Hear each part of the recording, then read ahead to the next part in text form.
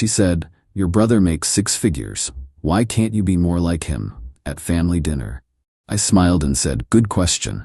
Then I called my brother. He drove 3 hours to tell her exactly why he'd never date someone like her. Her silence was deafening. I, 28 male, was cutting into my steak when my girlfriend 26 said it.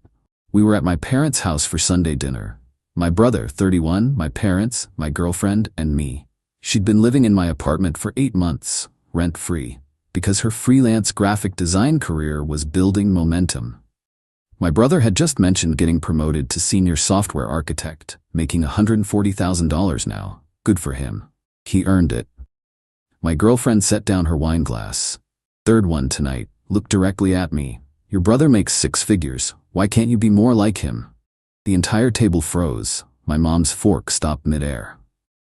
My dad's eyes went wide. My brother looked like he'd been slapped. I put down my knife and fork, very carefully, smiled. "Good question." Pulled out my phone, called my brother. Even though he was sitting 6 feet away, he looked confused but answered. Yeah? "My girlfriend wants to know why I can't be more like you. Can you tell everyone here why you'd never date someone like her?" "What are you? Seriously. Answer the question. Why would you never date her?" The table exploded with shocked noises. My girlfriend's face went from confused to horrified. "What the hell are you doing?" she hissed. My brother stared at her, then at me. Something clicked in his eyes. "You really want me to answer that?" "In detail. Please." He set his phone down, leaned back in his chair, looked directly at my girlfriend. "Because I'd never date someone who hasn't paid a single dollar in rent for 8 months, who works maybe 10 hours a week but calls it a career, who spent $900 of my brother's money last week on a girl's weekend while he ate ramen." My girlfriend's face went bright red. "How do you?" "Because he tells me everything. Every time you spend his rent money on brunch, every time you forget your wallet, every time you make him feel small for having a normal job." "That's private?" "Not when you humiliate him at our parents' dinner table." My brother stood up, tall, imposing. "You want to know why he can't be more like me? Because I'd never let someone use me as a wallet while treating me like I'm worthless."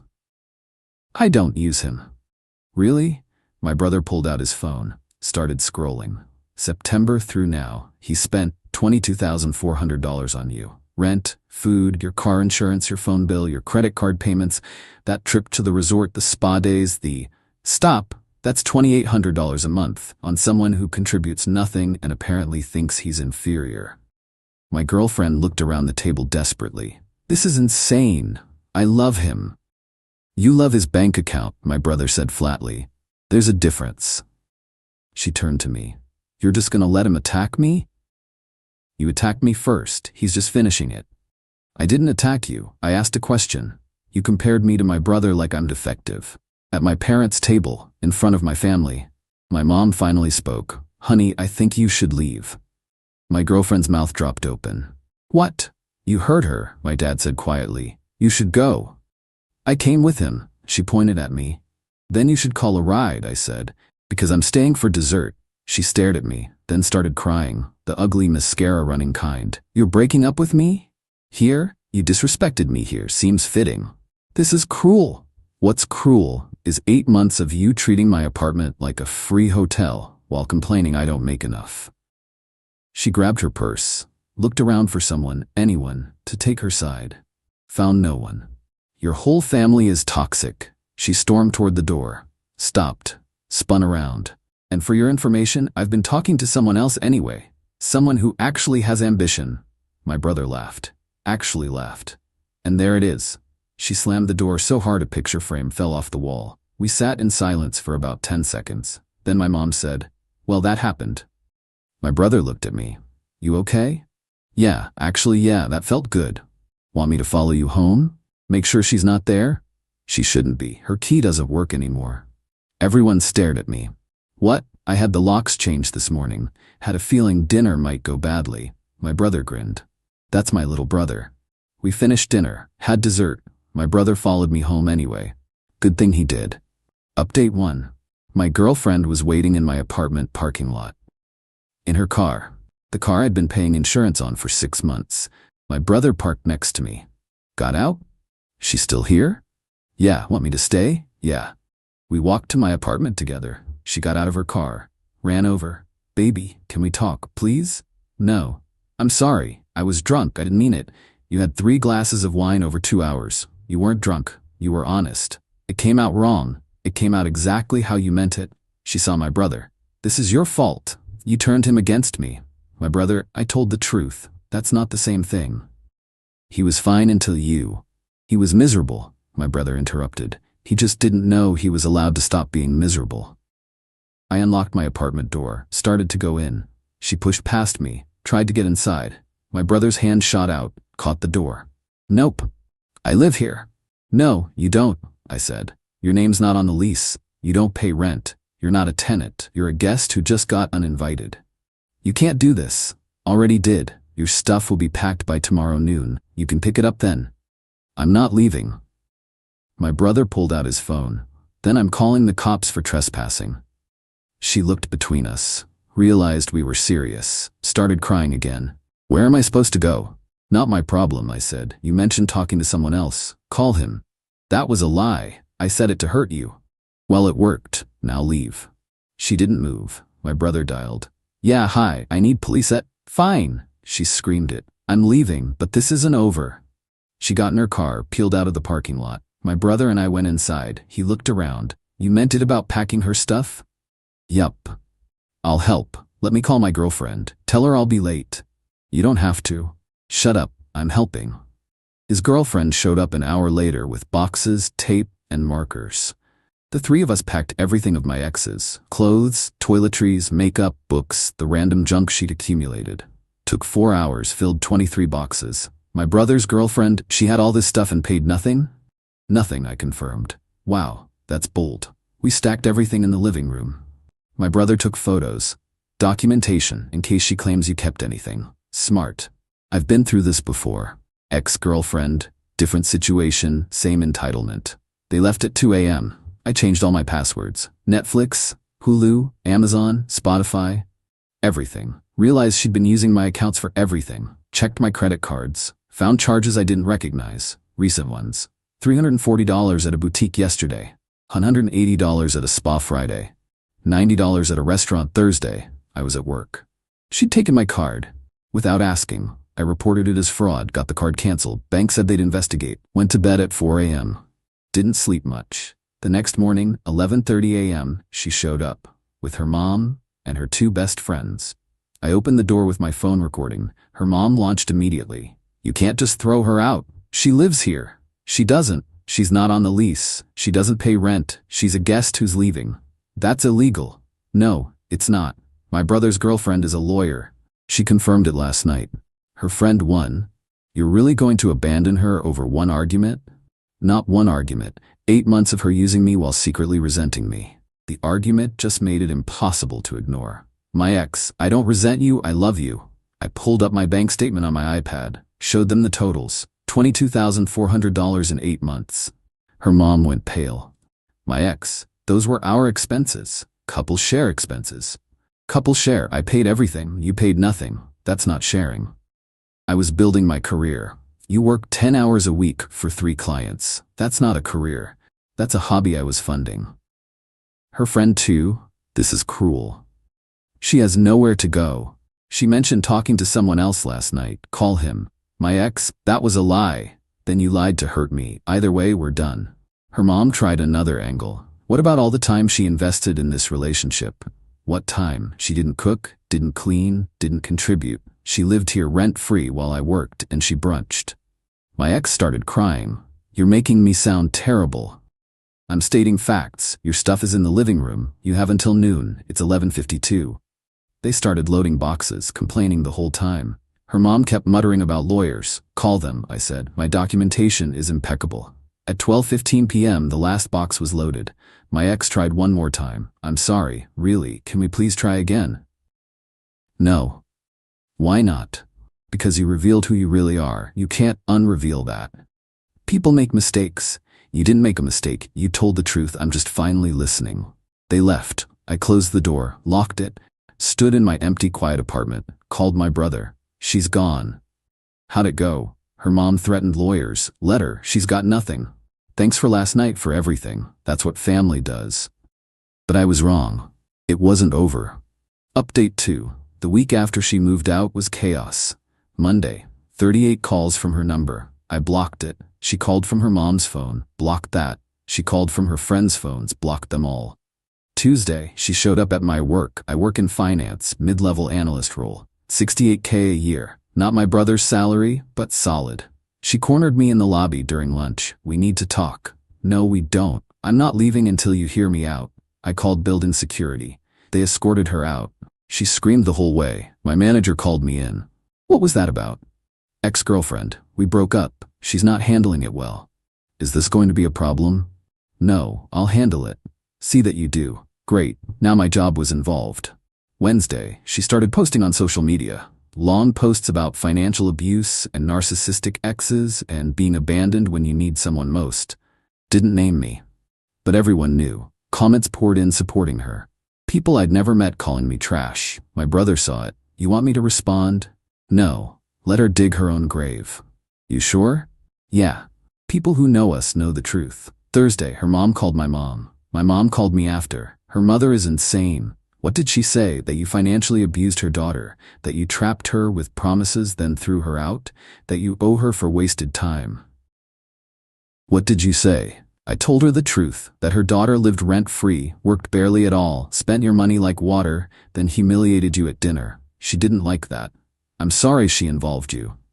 Don't be. I've dealt with worse. But heads up, she mentioned lawyers again. Friday, I got served. A process server showed up at my apartment, handed me papers. She was suing me for $22,400 in funds fraudulently obtained, $8,000 in promised financial support, $5,000 emotional distress, return of all gifts purchased during relationship, $3,000 for belongings wrongfully kept. Total, $38,400 plus all gifts. I called my brother. She's suing me. For what? I read the list. He was quiet for a second, then, oh, she really screwed up. How? She just gave you legal grounds to destroy her, and I mean destroy. Call my girlfriend. She'll handle this pro bono. This is her favorite kind of case. I called her. She laughed when I read the complaint. This is the dumbest lawsuit I've seen in years. Don't worry, we're countersuing for twice as much, and we'll win. For what? Fraud, theft, unjust enrichment, and emotional distress, plus that credit card fraud from the charges you reported. The credit card thing?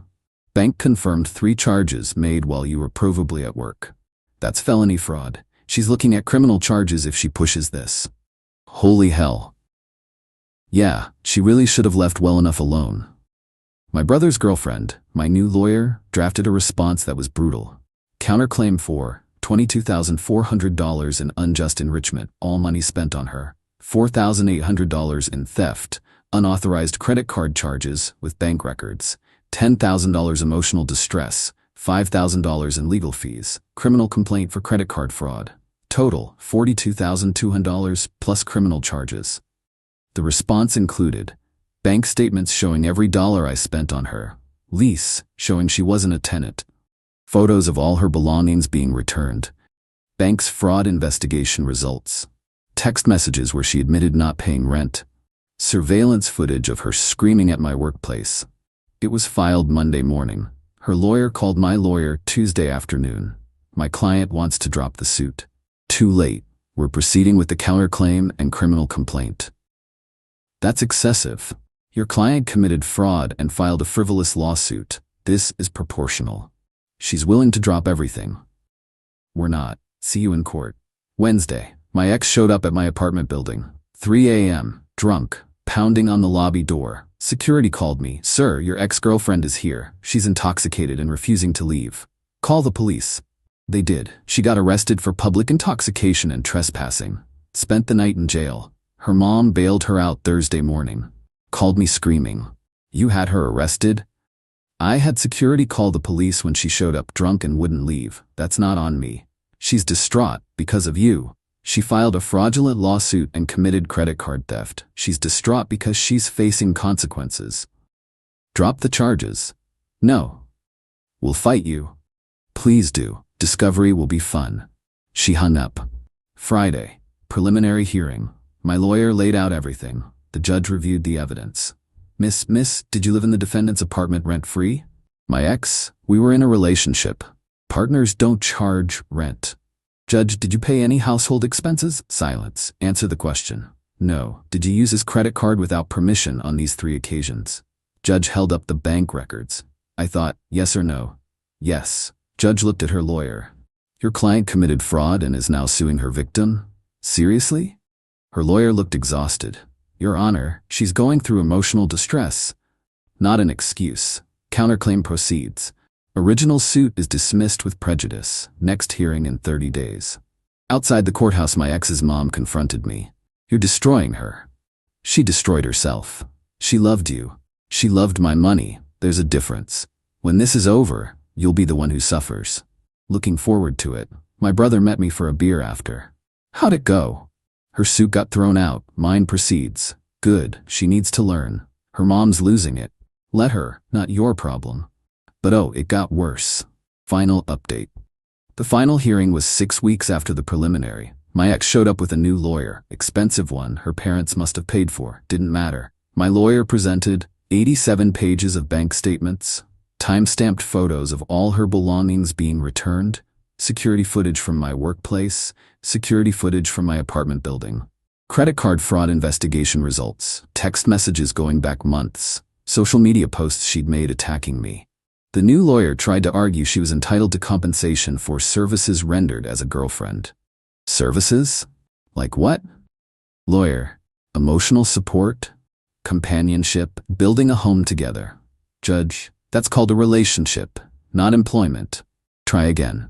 Lawyer. She invested time and energy. So did he. Plus $22,400. Does she have receipts for anything she spent on him? Silence. That's what I thought. Then came the credit card fraud evidence. Bank investigator testified. 3 charges made while I was provably at work. Security badge records confirmed I was in my office building. My ex tried to say I'd given her permission. Bank records showed she'd activated a new card sent to my address. One I'd never activated. She'd stolen it from my mail and activated it herself. That's felony fraud. Judge's face went cold. Ma'am, do you understand you're admitting to federal crimes? Her lawyer jumped in. Your Honor, my client. Be quiet. Judge looked at my ex. You stole a credit card from his mail, activated it without authorization, and used it for personal purchases. That's mail fraud and credit card fraud. Those are felonies. My ex started crying. I didn't think clearly. Does the plaintiff wish to press criminal charges? My lawyer looked at me. I nodded. Yes, Your Honor.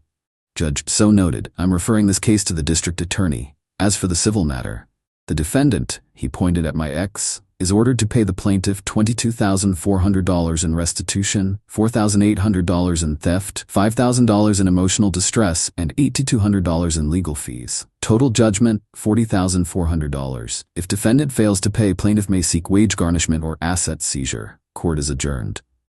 My ex collapsed in her chair. Her mom started screaming. Security removed her from the courtroom. Outside, my brother was waiting. He'd taken time off work to be there.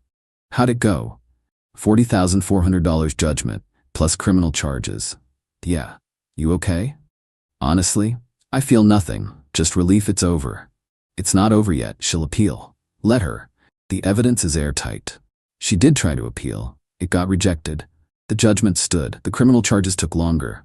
District attorney offered a plea deal. Plead guilty to 1 count of credit card fraud, pay full restitution, 2 years probation, no jail time if she complied with everything. She took it. Had no choice. The $40,400 came in monthly payments of $350 for 30 months. First payment hit my account last week. But the best part? The consequences compounded. Her freelance graphic design career imploded. Clients saw the public records. The fraud conviction dropped her. She had to get a regular job. Retail, making $15. Her parents cut her off financially, told her to grow up. She's living with a roommate now. Tiny apartment, total opposite of my place she'd been freeloading in. Her social media never recovered. Once the court records went public, everyone who'd supported her turned. Comments on her posts went from "you deserve better" to "you committed fraud." She deleted everything. Went dark. Her mom tried one last time to contact me. Left a voicemail. You've ruined her life. I hope you're satisfied. I didn't respond. My brother heard it. You know what's funny? What? She ruined her own life. You just stopped subsidizing it. True. As for me, the $40,400 is coming in monthly. Using it to rebuild my savings account she'd drained. My brother helped me get connected with a recruiter at his company. Different department, different role. Project coordinator position. Not his salary, but better. 79K, starting next month. The Sunday dinner where everything exploded was 3 months ago. Feels like years. We still do Sunday dinners, every week. Just family now. No girlfriends until I'm sure. My mom makes jokes about it now. Remember when that awful girl asked why you couldn't be more like your brother? Mom. What? It's funny now, you got $40,400 and a better job out of it. She's not wrong. My brother and I are closer than ever. He helped me through the legal stuff, the emotional stuff, everything. Last Sunday, over dessert, my dad said something that stuck. You know why she asked why you couldn't be more like your brother? Why? Because she couldn't see you were already exactly like him. Strong, loyal, principled. You just needed a reason to show it. My brother raised his glass. To my little brother, who finally stopped letting people walk all over him. We clinked glasses. My mom, and to never bringing someone like that to dinner again. Agreed. The girl who compared me to my brother is now paying me $1,350 a month for the next 2.5 years, has a fraud conviction on her record, lost her career, and lives in a tiny apartment with a roommate. My brother drove 3 hours that night to defend me. Set off a chain reaction that led to this. Best question anyone ever asked me, why can't you be more like him? Because I already was. I just needed to remember it, and she paid $40,400 to remind me. Worth every penny.